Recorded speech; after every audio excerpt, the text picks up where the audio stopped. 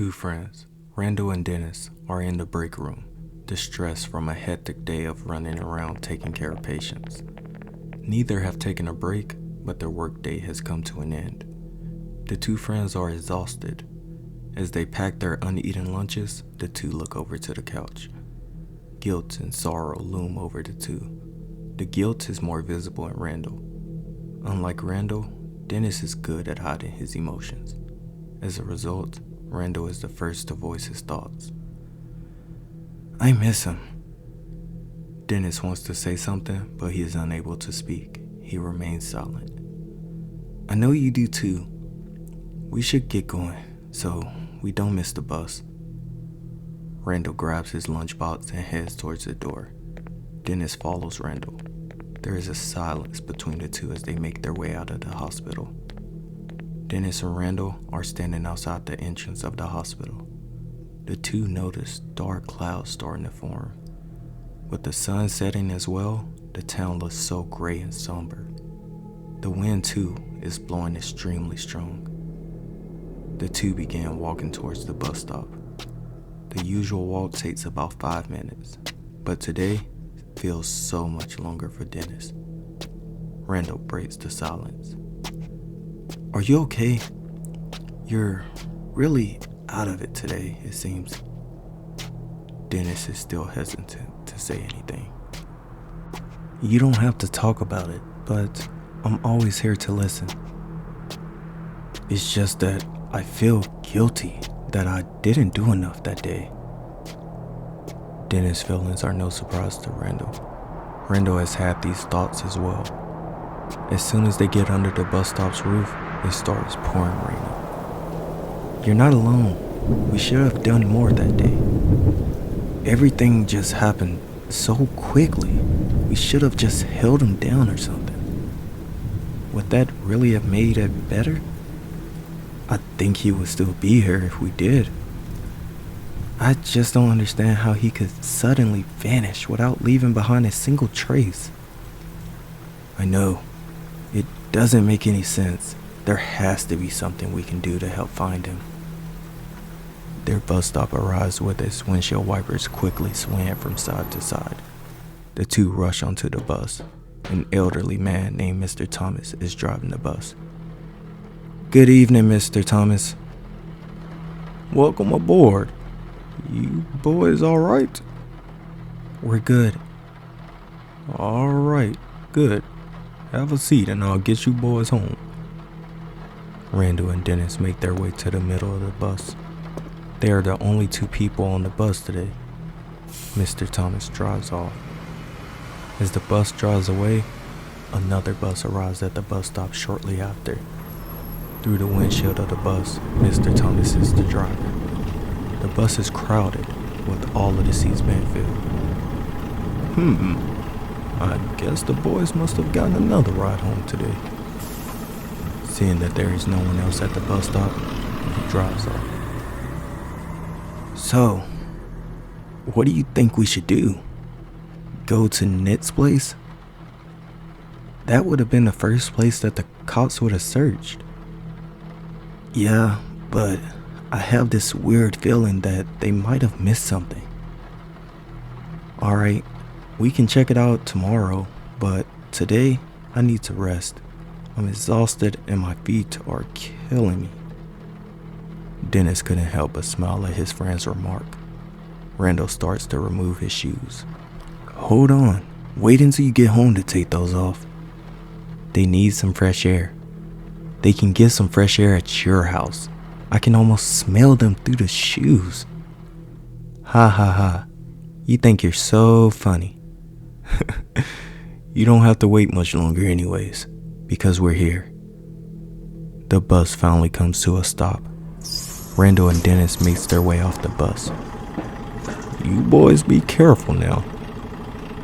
Will do, Mr. Thomas.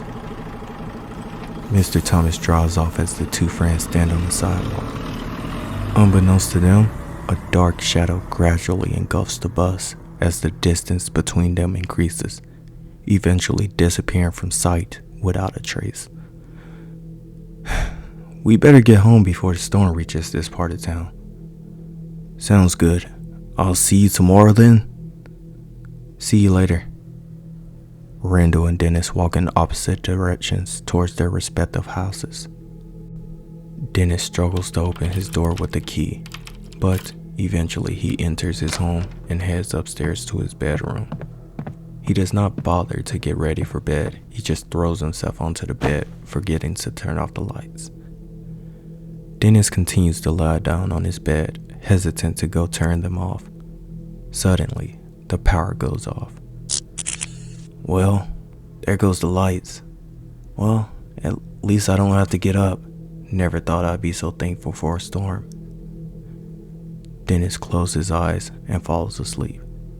Without waking him, a smokeless black fire begins to develop at the edge of his bed. The black fire becomes a black fire humanoid, still emitting smokeless black fire, staring intently at Dennis as he sleeps through the night. Dennis arrives at the bus stop, and Randall is already there waiting for him. Morning, man. You look exhausted. You alright? I am. I don't know why. I literally passed out as soon as I got home. Well, you're lucky that Mr. Thomas is late today, which is out of character for him since he is never late. I hope everything is alright with him. Yeah, that is odd. A few moments later, the bus arrives. Speak of the devil. Better late than never. Mr. Thomas opens the bus doors. Good morning, boys. Where were you two yesterday afternoon? I didn't see you at the bus stop. Dennis and Randall look puzzled and confused. What do you mean? You picked us up from here yesterday. You even dropped us off here. Yeah, you messing with us again, Mr. Thomas? Honest, I swear, I could never forget my two favorite riders. Dennis and Randall are still perplexed as they board the bus. The two eventually made their way to the hospital. Dennis and Randall continue their day as normally as they can. The patients are more riotous today than usual. Dennis begins his daily checkups on his patients, beginning with room 115. He enters the room. Miss Robbins, are you doing? Miss Robbins points at him and screams loudly. Fire! Fire! Startled by the sudden outburst, Dennis approaches her slowly in an attempt to calm her down. But as he gets closer, the old lady's screams gets louder as she continues to point at him. Fire! Fire! There's no fire in here, Miss Robbins. It's going to be okay. Dennis tries to lay her down calmly on the bed, but she screams even louder when he touches her. Fire! Fire!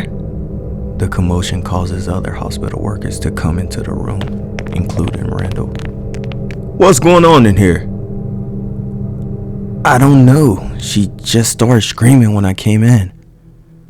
We'll handle this from here. You step outside the room. Miss Robbins is thrashing as several co-workers start to restrain her. Fire! Fire! Fire! Dennis walks out of the room upset. As soon as he steps out of the room, all of the commotion stops. Miss Robbins is quiet. The young man places his ear against the door to confirm, but the door immediately opens. The manager is the first to step out. She's asleep now. Carry on with your rounds. Alright, I'm just gonna take a breather. That's fine. Just make it quick. Dennis makes his way to the break room. Randall runs after him. Hey Dennis, don't worry about it. We all have those days. I know, but today has been so strange. From waking up tired to Mr. Thomas and now this? It's going to be okay. Let's get through these last couple of hours and we'll be home free. I guess you're right. That's the spirit. Come on, let's get some coffee and get back to work. The rest of the day passes by without anything strange happening. A few hours later, the two co-workers are at their usual bus stop, waiting for Mr. Thomas. "You ready?" "Yup. It's okay if you want to do this another day." "No, we have to do this today. We've waited way too long." Their bus arrives. There are 2 empty seats at the entrance of the bus. They sit, looking exhausted. "Rough day today, huh?" "You don't know the half of it, Mr. Thomas." "Well, I'll get you boys home safe and quick." "Actually, we aren't planning on getting off at our usual spot." "Oh? Are you boys up to something?" No. It's nothing like that. Actually, we're going a little further today, to Nick's place." "Nick's place? Your missing friend?" "Don't you worry then. I'll get you both there." "Thanks, Mr. Thomas. It's the least I can do to help." The ride to Nick's place is quick. Dennis and Randall get off the bus. "You boys stay safe." "We will, Mr. Thomas." Mr. Thomas drives off. Nick's house is on the other side of the street. Branches and leaves fill the entire yard. The house has not had any upkeeping. "Do you remember the last time we came over here?" "It was some time ago. Come to think about it, Nick never would let us come over much." Dennis sees someone quickly move in the upstairs window. "I think someone is in the house. Nick lives alone, right?" "As far as I know, yeah."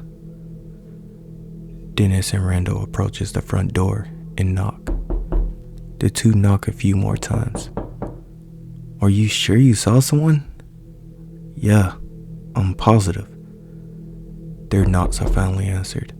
A young woman answers the door, but she only has the door slightly opened with her peeking through. "Can I help you?" "We're friends of Nick, and we just want to help figure out what happened to him."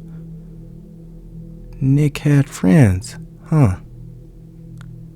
Dennis and Randall are confused. The woman carefully looks the two up and down.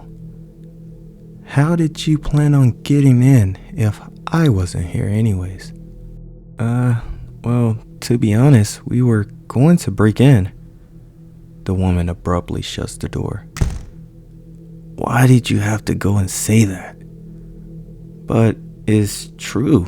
I was just being honest. How else were we going to get in?" They hear a click, and the woman fully unlocks the door. "You two are funny. Come in." Entering their friend's home, the two notice how clean it was, a drastic difference from the exterior of the house. I'm Nick's sister. I've been looking through all of my brother's stuff, just organizing things." "You're Nick's sister?" "He didn't tell us he had a sister." "You know Nick. He kept a lot of things to himself." "Apparently so." "You are welcome to search the house if you want." "Thanks. We'll start with Nick's bedroom first." "Okay with me. It's upstairs on the right. I'll be down here if you need me." Dennis and Randall makes their way upstairs to Nick's room. Nick's room is also clean, with everything within the room being really organized. "What are we looking for exactly?" "Anything that will be out of the ordinary, I guess." Dennis and Randall begin to search the room. They check every inch of the room, starting under the bed. "Did you already check the closet?" "I haven't yet. I was going to in a sec." Dennis goes into the walk-in closet. Images of Nick with his family are plastered everywhere. However, Nick's sister is not present in any of them. Suddenly, the closet door loudly shuts with a thud. Dennis rushes to open it, but he is locked in. Randall attempts to open the door from the other side, but he has no luck. Randall, help! It won't open. I'm trying, but it won't budge. Hold on, I'll go see if I can find something to break it open with. Dennis' anxiety reaches its peak, overwhelming him. Randall tries to rush out of Ned's bedroom, but that door is not opening either. As Randall tries with all of his strength to pull the door open, black smoke manifests behind him. Sensing something behind him, Randall turns around. However, before Randall could even react, he is engulfed swiftly by the black smoke, leaving no trace. Randall, are you still there? There is no response. Dennis continues to panic, still pulling at the door. Dennis stops to regain his composure. The door slowly opens on its own, allowing him to immediately rush out. Then, Dennis rushes downstairs to look for Randall. However, the distance between the bottom of the stairs seems to get further and further. The sound of footsteps echo behind him. Looking to go back upstairs, he sees black fire and smoke taking a humanoid form. The being stares at him intently. He stumbles backwards and falls down the stairs from the sight of the mysterious being, hitting his head on the front door. Dennis witnesses a sinister transformation as Ned's sister's smile morphs into an eerie black smoke, seamlessly merging with the looming black fire humanoid. Still dazed and on his knees, Dennis eventually wrestles the door open. Dennis crawls with great effort through the narrow doorway. The approaching figure steadily closes in on him. Dennis persists in crawling across the front yard, his movements laborious and slow, signs of overwhelming exhaustion etched on his face. Suddenly, a bone-chilling force emanates from behind him. Dennis turns to lie on his back and sees the black fire humanoid standing in the doorway of the house. Dennis sees Randall knocking hard on the upstairs window. He tries to get up, but he cannot move. Randall! All he can do is scream for his friend. The house bursts into black flames. The house burns with Randall inside of it. The black fire humanoid walks into the house and closes the door. Randall's screams echoes through Dennis's ear as only he can hear them. Randall, I'm sorry. Dennis loses consciousness. Dennis wakes up in a hospital bed. He looks around the room. Dennis sees black fire manifest in the corner of his room. Fire! Fire! Fire! A doctor and a few nurses come into the room due to Dennis's screams. Mr. Barnes, there's nothing there. The ominous backfire humanoid reappears. Dennis's mind buckles under the weight of this horrifying sight. He descends into a state of complete mental breakdown. Leave me alone! Leave me alone!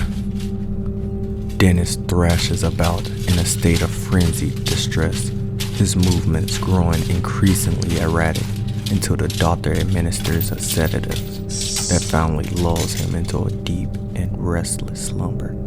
The doctor gives a menacing smile. Don't you worry. We'll take you home soon. The black fire humanoid watches Dennis from the corner of the room. Room 115 is visible on the door as everything fades to black.